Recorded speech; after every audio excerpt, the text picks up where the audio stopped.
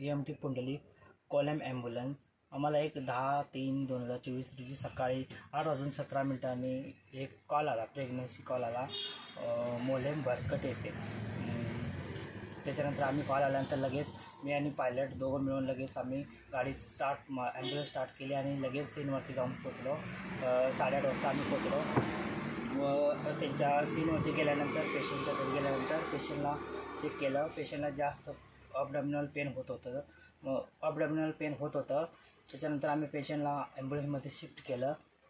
ॲम्ब्युलन्समध्ये shift केल्यानंतर पेशंटला vital check केले व तिला लेफ्ट लॅटरल पोझिशनवरती झोपायला सांगितलं। त्यानंतर तिला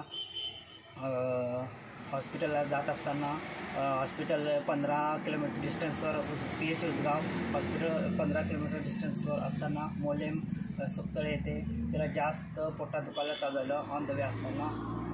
त्यानंतर मी ड्रायव्हर राजेश गावकर त्याला सांगितलं की ॲम्ब्युलन्स रोडच्या साईडला घे आणि थांबव। मग त्यानं ॲम्ब्युलन्स साईडला घेऊन थांबवलं। त्याच्यानंतर लगेच मी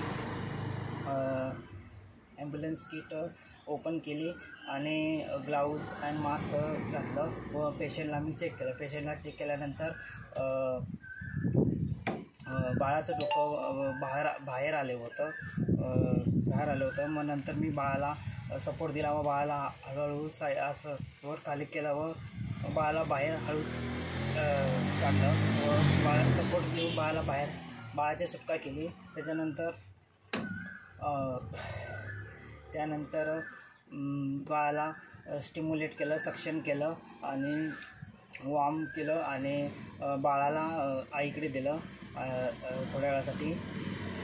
त्याच्यानंतर बाळाला दिल्यानंतर बाळाचं अम्बिलिकल कॉर्ड असतं ते 4 to 6 इंचावर दोन्ही टू क्लॅम्प लावून ते कट केलं।